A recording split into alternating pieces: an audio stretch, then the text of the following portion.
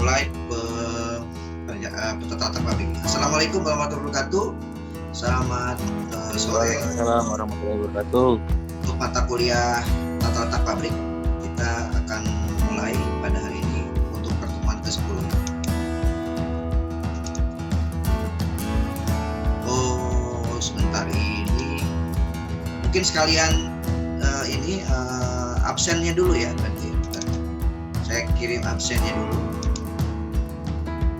Absen dari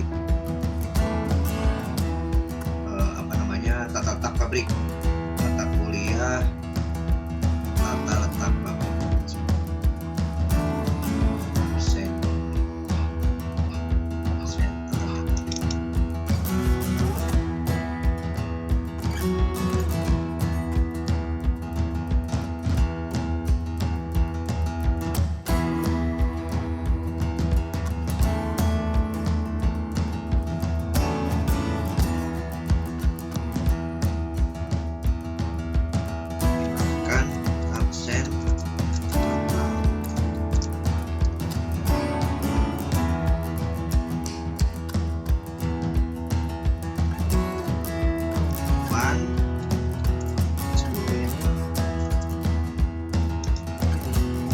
Silakan absen sambil jalan.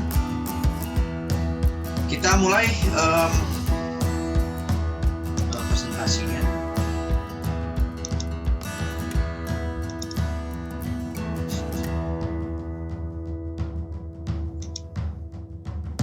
Perencanaan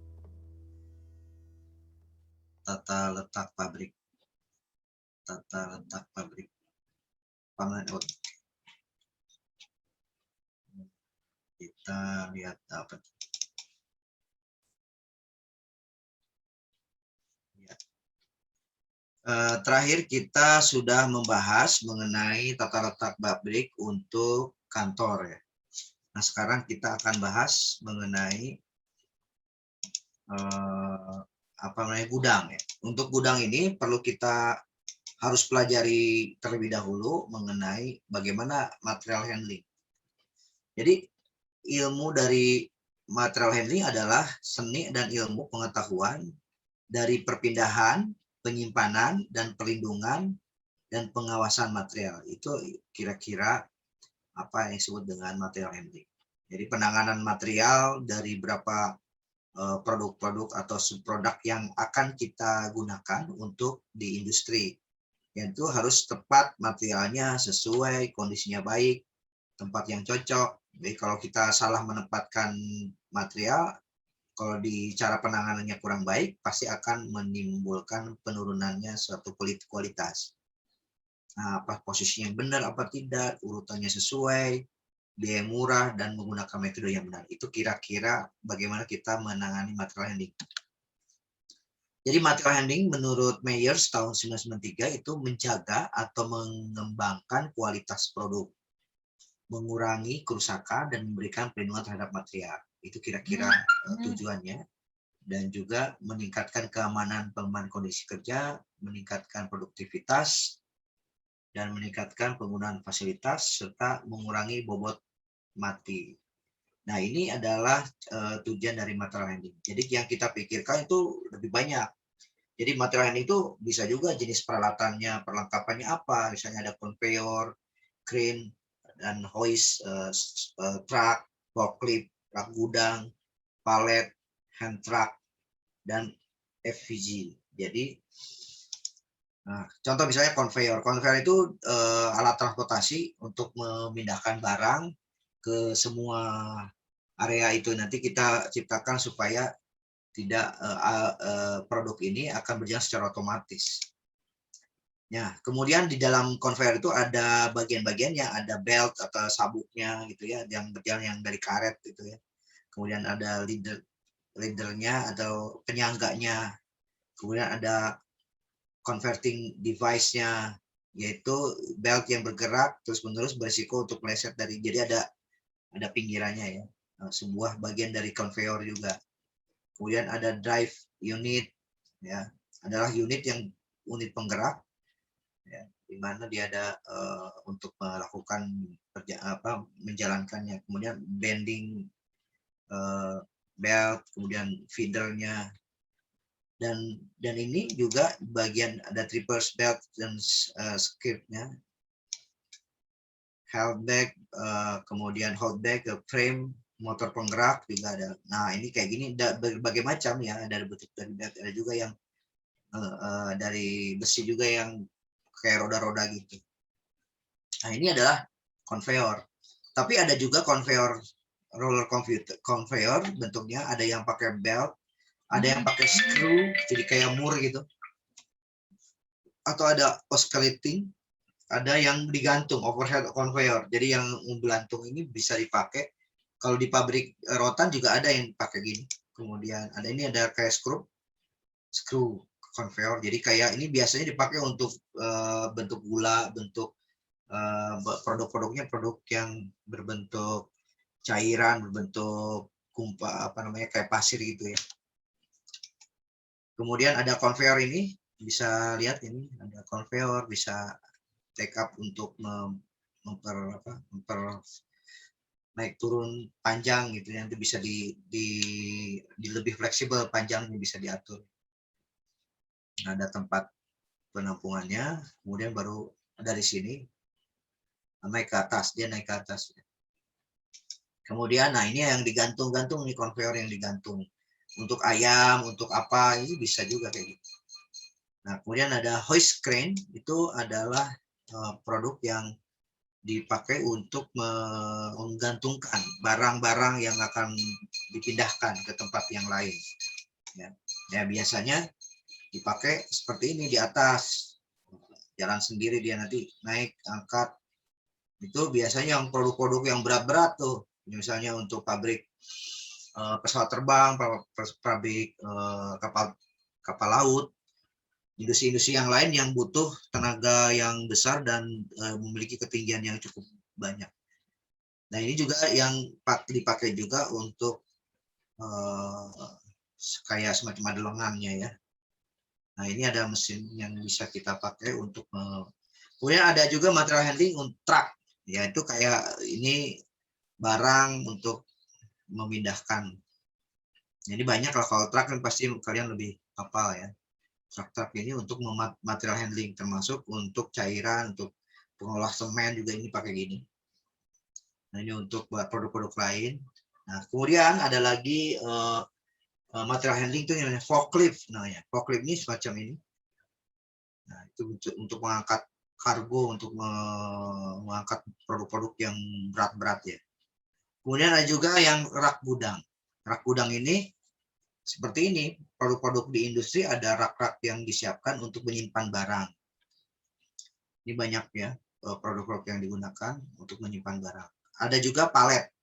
Palet ini dibuat untuk menyimpan di atas sebagai wadah untuk kita kalau ngangkat pakai forklift agak lebih mudah. Makanya perlu palet.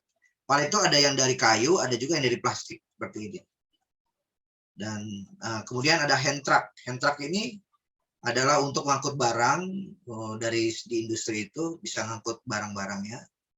Kemudian ada AVG atau Automatic Guide Vehicle. Nah, ini baru ketemu apa G-nya, AGV itu Automatic Guide Vehicle. Jadi kendaraan otomatis untuk menggait, memindahkan barang satu ke satu yang lain, terutama untuk industri FMS, Flexible Manufacturing System ya. Jadi nanti si produk ini dia berjalan sendiri sesuai dengan arahan. Jadi pakai computerized dan dia ada peta-peta perjalanannya. Jadi dia ini sendiri. Jadi roda itu akan bergerak untuk sesuai dengan urutan yang sudah ditetapkan sebelumnya. Ya, kemudian ada ini macam-macam dari AVG ini. Kemudian ini juga sama. Otomatis semua itu terkendali dengan komputer. Nah, baru kita mempertimbangkan perancangan sistem material handlingnya. Apakah kita tetapkan dulu material apa yang akan dibawa. Kemudian tingkat alirannya seperti apa. Tipe tata letak industrinya seperti apa yang harus ditetapkan. Apakah job shop atau batch shop, batch sistemnya, atau proses lini proses. Atau pakai FMS juga bisa. Nanti kita bahas, sebenarnya nanti kalian akan belajar di FMS itu di mata kuliah PPIC, Planning Production Inventory Control. Nah, satu, mengenai karakteristik material. Karakteristik itu harus jelas juga. Kalau mau diangkut itu, apa misalnya sifat fisiknya, apakah cair, apakah padat, apakah itu sangat pecah beling. Nah, ini harus sifat fisiknya harus kita paham betul. Sehingga cara penanganannya harus jelas. Terus ukurannya berapa, beratnya berapa, bentuknya gimana, kondisinya seperti apa, resiko keamanannya apa. Ini harus kita pahami dulu di dalam kalau kita membuat material handling. Kedua adalah aliran materialnya. Jadi terus apakah pendek, larinya kemana, belok ke kiri, ke kanan, nah itu diatur. Sehingga kita bisa buatkan apakah kita putuskan apakah pakai hand truck, FAGV, ataupun pakai conveyor. Kemudian ada tipe tata letaknya, bisa fixed positioning layout, itu kita menggunakan crane hose truck. Nah, ini bisa. Kemudian ada proses layout, itu dengan apa, hand truck, forklift, atau AGV. Atau kalau mau produk layout, bentuknya apa, conveyor atau pakai truck. Jadi kita menetapkan dulu kira-kira material handlingnya seperti apa, penanganannya menggunakan teknologi atau tools apa. Baru tingkat mekanisasi. Jadi mekanisasi apakah itu manual dengan keterangan tenaga fisik. Kalau fisik berarti pakai hand truck. Kalau mekanik perlu ada truck, ada conveyor, crane, dan lain. Pakai komputernya, ada otomatis dan sebagainya. Ini adalah tingkat mekanisasi. Nah, prinsip-prinsip dari material handling itu menurut Myers tahun 2003 harus ada perencanaan. Kemudian ada sistem aliran yang betul. Sistem alirannya seperti apa? Aliran materialnya seperti apa? Kemudian mau disederhanakan nggak, atau menggunakan gravitasi untuk memindahkannya, ya, atau kemudian memanfaatkan ruangan yang ada yang lebih simpel, lebih dekat, lebih tidak perlu harus panjang-panjang. Ada ukuran satuan dan mekanisasinya seperti apa. Dan kemudian ada otomatisasi, nggak perlu kemudian ada pemilihan peralatannya, standarisasi, kemampuan adaptasi, atau bobot matinya, utilitasnya, perawatannya, dan keuangan. Ini kira-kira prinsip-prinsip material handling ini kita bisa pertimbangkan tadi, poin-poin tadi, untuk kita pertimbangkan bagaimana pengawasan, kapasitas, efektivitas, keamanan, dan lain-lain. Ini hal-hal yang bisa kita pertimbangkan.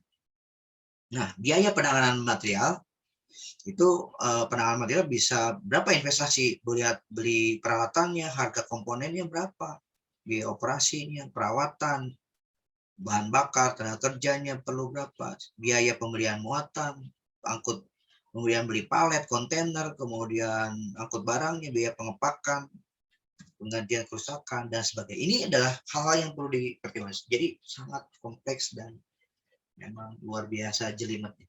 Nah, contoh misalnya sebuah alat angkut forklift dibeli dengan harga 50 juta, diharapkan berumur ekonomis 5 tahun. Biaya BBM 20.000 per hari. Biaya perawatan 5.000 per jam. Jika forklift berjalan rata-rata 15.000 per hari, tentukan biaya persatuan jarak. Diasumsikan alat angkut beroperasi 300 hari per tahun atau upah operator sekitar 10.000 per jam. Berapa biaya material handling? Nah, ini tantangan. Kalian buatkan. Nah, ini contoh beberapa penyelesaiannya. Itu depresiasi sekitar 50.000 dibagi berapa supaya tadi kan 5 tahun kali 300 hari kali 8 jam. Jadi sekitar depresiasi itu adalah penurunan nilai. Jadi dari 50 juta itu pada saat 5 tahun kita bisa beli barang lagi dengan model yang sama. Berarti biayanya sekitar 4.166 per jam. Nah, jarak angkutnya 15.000 dibagi berapa setiap jamnya? 8 jam kali per jamnya, biayanya adalah 1.875 meter per jam. Nah, total biayanya adalah biaya maintenance tambah BBM tambah depresiasi tambah biaya operation. Jadi sekitar totalnya 21.666 per jam. Jadi material handlingnya adalah 21.000 dibagi karena pakai meter per 1.800 dibagi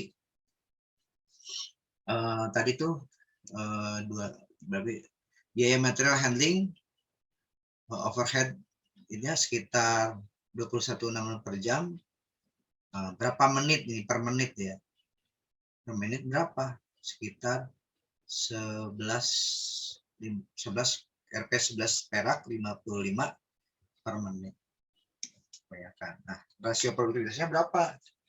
Hitung nanti. Berapa pekerja penanganan produk, kemudian berapa jumlah pekerjaan keseluruhan. Kira-kira IP-nya ada juga hitungannya, komponen pertahanan berapa. Dan ini rumusnya belum terlihat nanti. Dan seterusnya kita akan, itu perhitungan produktivitas. Kemudian ada faktor-faktor untuk pemilihan peralatan, sejenis perpindahan jenis berat, volume bentuk, kemudian perpindahan gerakan, penyimpanan, dan banyak lagi yang lain. Secara umum itu bisa kita lihat nanti ini nanti kita selesaikan. Nah, yang perlu kita ketahui dalam material handling itu punya sistem FIFO, LIFO, dan FEPO. Jadi kalau FIFO itu pengolahan barangnya adalah first in, first out. Jadi barang itu datang masuk pertama, nanti yang dikerjakan juga barang itu yang harus keluar duluan. Nah, itu first in, first out. Tapi ada juga yang LIFO. LIFO itu last in, first out. Jadi yang terakhir itu datang, itu yang akan didulukan untuk dikerjakan atau dijual. Biasanya itu kayak perusahaan pakaian atau jualan pakaian, jualan ini kan begitu. Yang lagi in itu yang pas datang lagi in ngerjain, baru itu jual duluan gitu. Kalau yang lama-lama old style nanti belakangan setelah mau lebaran dikeluarkan lagi dengan harga yang bisa dinaikkan gitu. Itu adalah disebut dengan LIFO. Nah, ada juga yang FIFO, PEFO, itu first expired, first out. Itu produk-produk yang mau udah mendekati expired itu dijual duluan di depan gitu. Kayak Alfamart, Indomart gitu, yang udah waktu routingnya bentar lagi mau ini, yang dikeluarin tuh yang lama-lama. Yang mendekati expired dikeluarkan duluan, kira-kira itu. Nah, rencana jalur angkutan barang gudang itu, misalkan gini, rencana jalur angkutan barang, ini kita buatkan, misalkan ada gudang 1, gudang bahan baku 1, bahan 2, bahan 3, 4, gudang work in process, WIP itu, gudang 1, 2, 3, 4, sama gudang bahan jadi. Ini adalah stasiun kerja SK1, SK2, SK3, 4, 5, sampai seterusnya. Nanti kita hitung berapa jalurnya antara ini 100 meter, 50 meter misalnya kita lihat. Nah, ini kayak gini nih. Misalnya bahan baku. Ini misalnya gudang di sini berarti itu gudang bahan baku 1, 2, 3, 4, 5, 6 ya, ini di sini nih. Nah, ini kita hitung pada saat kita mengerjakan. Nah, ini kita hitung mulai ke work in process 1, FC2, FC3, 4 ya. Nanti gudang WIP-nya berapa, misalnya gudang 1 ke stasiun kerja SK1 berapa lama, berapa 1 nih ke sini ke SK1 berapa panjangnya, ini kedua ke dan seterusnya. Ini coba lihat, ini gudang 2 ke SK3 terus ke 3 berapa panjang, tapi nanti baru nanti dari SK1 ke gudang WP1, work in process 1. Jadi pada saat kelebihan baru disimpan di WP1, WP2, SK1, SK2, SK4 dan sebagainya. Nanti kita hitung juga antara WP1, WP2 itu antara WP1 dan ya, jadi ini kan stasiun kerja yang terakhir tuh yang paling hampir udah selesai kan pekerjaannya. Berarti panjangnya antara stasiun kerja yang nomor 10 itu ke bahan gudang jadi. Nah, ini nih. Nanti tinggal dari sini ke sini lagi. Nanti dari sini kesek 1 kan terakhir tuh bagian pengemasan. Nah, ini baru ke sini. Jadi pada saat dia kerjakannya, kenapa ada gudang WP1 biasanya? Ini gudangnya banyak, gudang yang partai besar. Nah, pada saat nanti day by day-nya kan si stasiun kerja tuh ngambil barangnya dari gudang work in process. WP1, 2, 3 ini jenis apa gudangnya nanti kelompokan. Jadi dari sini ke sini dulu, tapi partai kecil. Setelah itu baru ngerjainnya ke sini. Dan seterusnya sampai terakhir dari sini ke gudang. Berapa jumlah. Nah, tinggal dari tadi jaraknya sudah dihitung, berarti kita lakukan perhitungan forklift-nya, 100 forklift, 200 forklift, segala macam. Ini jenis angkutannya. Jenis angkutannya apa? Jadi ini kira-kira tapin apa nih? Forklift semua, ya udah. Nanti tinggal kira-kira dari sekian jarak meter ini, tinggal dibagi kira-kira kapasitas forklift, berarti berapa forklift yang dibutuhkan dari total dalam satu hari ini perjalanan untuk bolak-baliknya itu 3 forklift. Nah, 3 forklift berarti 3 orang itu operatornya. Ini sama nih kayak gini nih. Satu jadi forklift dari sini ke sini. Nanti dia jalan sendiri nih kayak gitu. Nanti ini ke ada tambahan waktu 1 atau di sini nih. Setiap produk-produk supply-nya masuk ke sini. Terus kemudian ini juga masuk ke sini. Terus waktu statusnya lagi terakhir work in process ke SK8 terus selesai. Nah, kira-kira dari sini bisa kelihatan jarak-jaraknya, perkiraan jaraknya berapa, pakai alat apa, hand truck. Nah, kira-kira dengan kondisi seperti ini butuh berapa hand truck? Hand trucknya. Oh, ini ada 10, jadi lebih banyak kan. Berarti kira-kira butuh berapa hand truck? Sekitar 26 hand truck. Terus kemudian baru orangnya butuh berapa ditangani 26 hand truck itu. Ini ada 10 hand truck karena bisa juga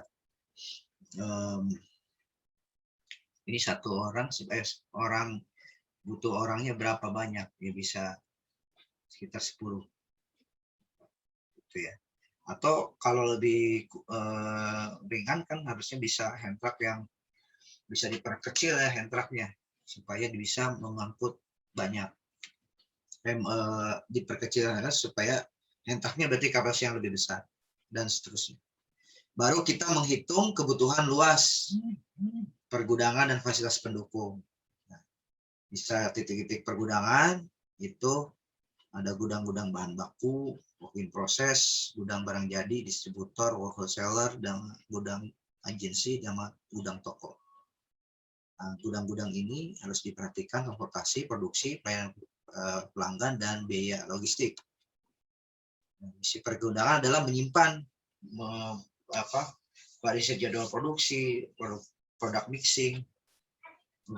Nah, ini manfaat pergudangannya, manufacturing support, produk mixing, sama sebagai perlindungan terhadap barang sebagai persediaan. Ini saya percepat aja.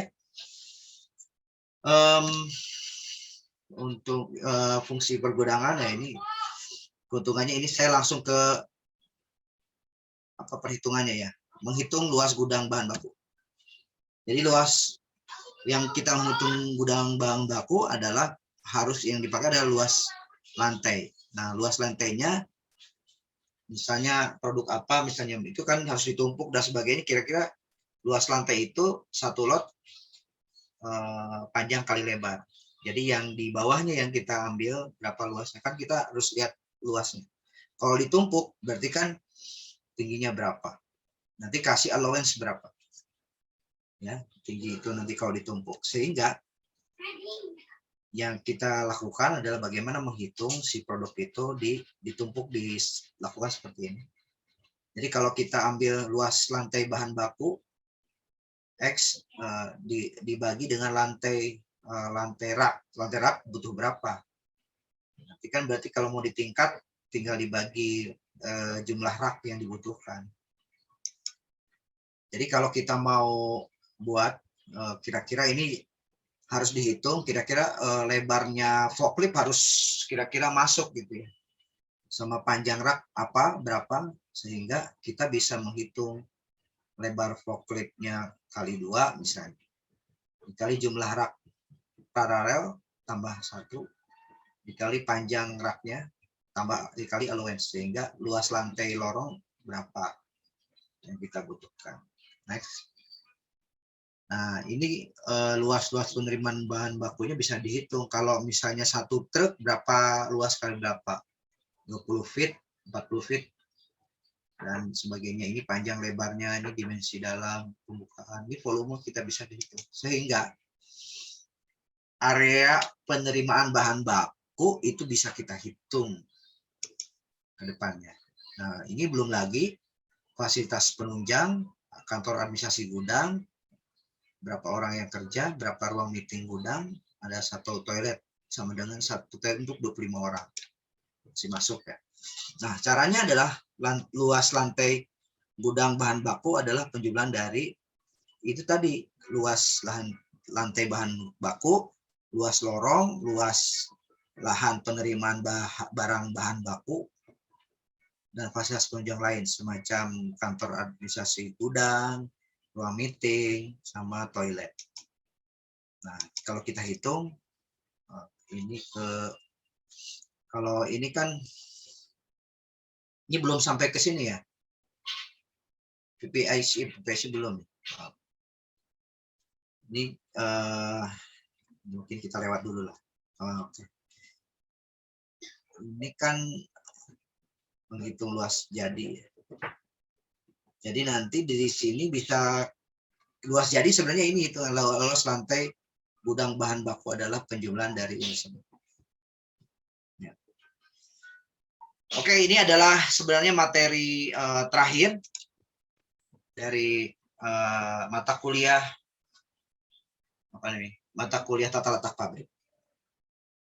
Jadi nanti diharapkan ini kita semester depan udah fokus langsung prakteknya. Nanti kita buat tim, buat grup ya. Mulai dari sekarang untuk sebelum semester 7 kan mulai membentuk tim. Siapa temannya yang akan menjadi partner ya. Kalau bisa sih yang jangan semuanya yang sibuk, yang kerja, semua kerja nanti nggak ada yang bikin satu sama sekali tugasnya, nggak ada beres. Ya, jadi untuk semester 6 ini kita teori semua habisin, dikejar habisin. Nanti untuk semester 7 kan ada tata letak pabrik kedua. Nah, itu dipakai untuk praktek semua. Jadi tiap minggu itu menyerahkan tugas. Nah, kita pikirkan menyerahkan tugasnya apakah melalui email saja, terus kemudian masing-masing saya evaluasi, presentasi di Zoom. Kalau misalnya ini masih WFH semua nih, ini apalagi meningkat COVID-nya ya. Atau kalau enggak kita ketemuan atau di kampus ya. Tapi untuk semester depan masih panjang lah ya. Nah, kira-kira itu yang menjadi ke depan diharapkan kalian mendapatkan tim yang cocok, karena butuh tim yang solid untuk mengerjakan tata letak pabrik. Diharapkan ujung dari semester 7 ini nanti adalah buat market dari industri itu, buat market pabriknya sendiri.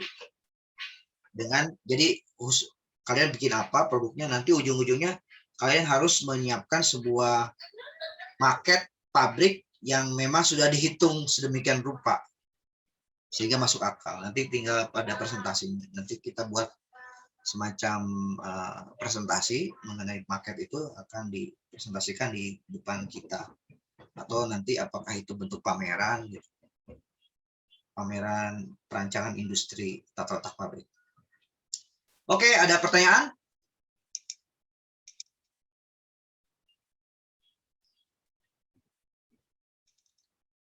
Ada pertanyaan? Tuh, aku nggak bisa.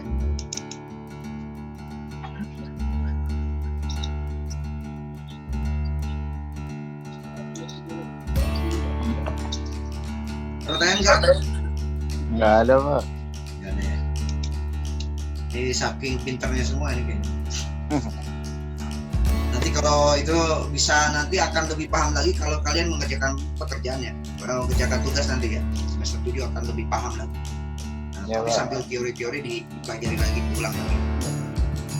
Oke, kalau tidak ada pertanyaan, saya ucapkan absen udah semua ya, yang tatap publik udah ya. Udah, Pak. Oke, kalau tidak ada, saya ucapkan banyak terima kasih atas hari ini pertemuan. Sampai ketemu lagi. Ini kan sudah habis, tinggal yang belum itu perencanaan pabrik belum. Jadi semuanya 2 udah selesai semua ya. Tinggal 1 perencanaan pabrik yang. Oke, Pak. Terima kasih. Wassalamualaikum warahmatullahi wabarakatuh. Waalaikumsalam warahmatullahi wabarakatuh. Waalaikumsalam.